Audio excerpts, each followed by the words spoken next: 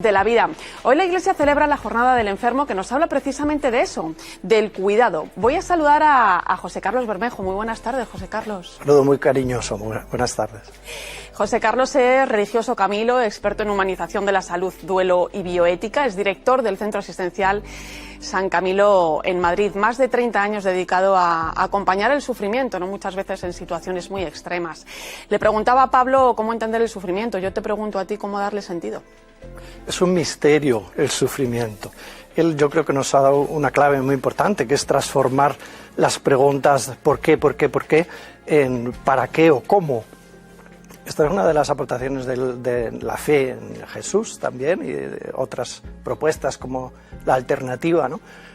Como la logoterapia, no machacarse con preguntas que en último término pueden ser angustiosas, que no encontraremos nunca una respuesta, porque no es un problema, es más un misterio que nos envuelve, y buscar el modo saludable de vivir lo que no se puede cambiar.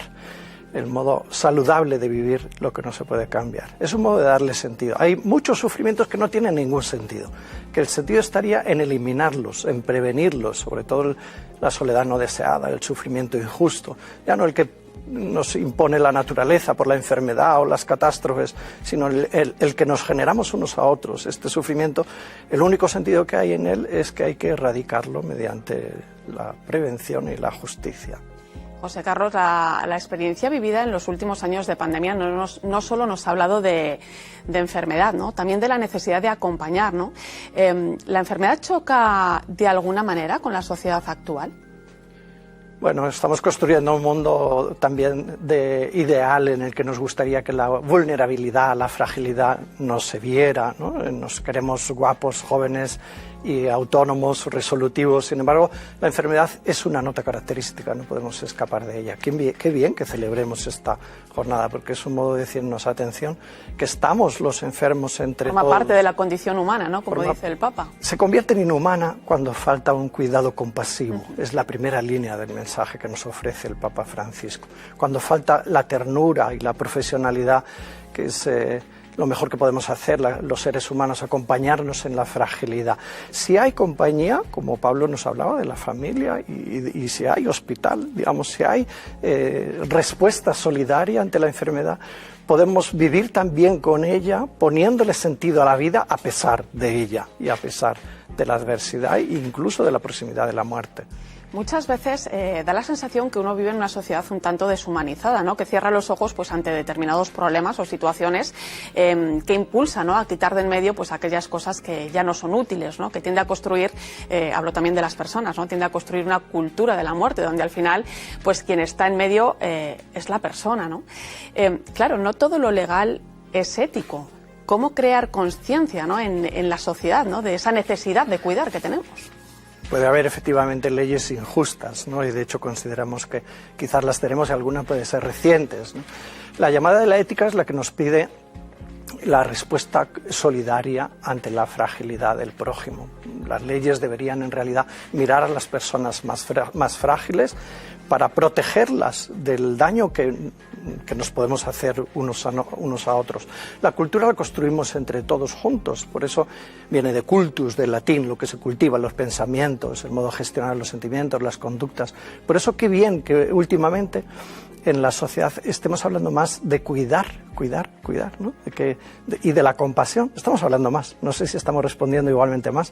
Creo que en parte sí, también lo contrario. Hay una cultura de la ternura y una revolución posible de la ternura y del cuidado que se da cita a la vez que esta cultura de la muerte o del descarte.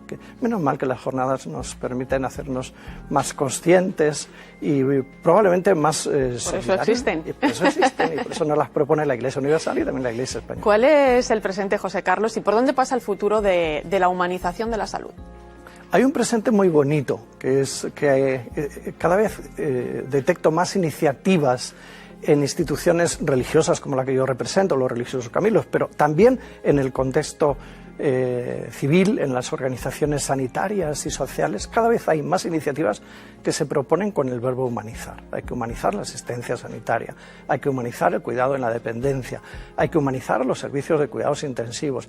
Y creo que este es un buen presente, que estemos conjugando el verbo humanizar para preguntarnos cómo respetar la dignidad del ser humano, que es igual al principio que al final y por el camino, igual con silla de ruedas o con dos piernas que con una, y cómo ser entrañablemente tiernos en los cuidados, además de muy competentes profesionalmente. Es un presente que me parece que es una buena noticia, un anuncio de que podemos construir un mundo más humano, que en cristiano lo llamaríamos el reino de Dios, más entrañable y más tierno. Vamos al otro lado, al que lo sufre, al que siente tantos enfermos, ¿no? Esa sensación de vacío. También la sienten muchas personas mayores. Antes hablábamos de esa soledad no deseada, ¿no? Que a pesar, ¿no?, de tener pues gente a su alrededor, pues sienten ese vacío, ¿no? Sienten esa desolación, sienten no les llena, ¿no?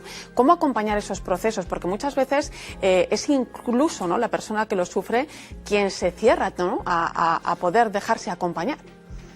Qué bien también que estemos hablando cada vez más de la soledad no deseada.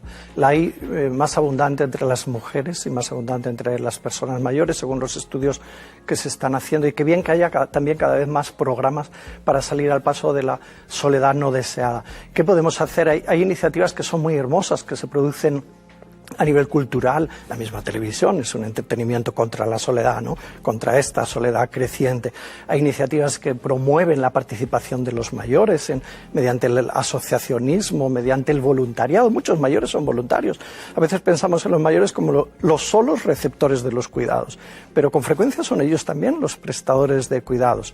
Y hay otro mundo que yo creo que es más espiritual, en el que también podemos incidir, que significa en aprender a vivir desde la escuela y en la iglesia y en los medios, aprender a vivir sanamente esta fase de la vida del envejecimiento, ¿no? Aprender a recordar, aprender a significar, aprender a manejar las tecnologías para salir de la soledad, de la no deseada, porque hay otra que es fecunda y que da gusto estar con ella también para ser creativos, innovadores.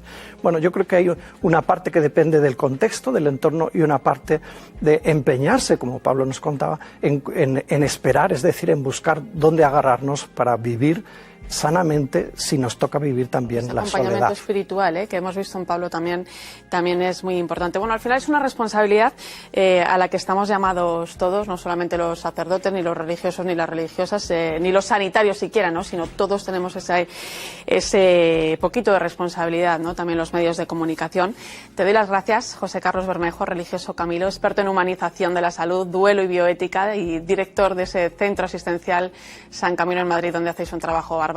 Muchas gracias, un placer. Gracias, mucho cariño.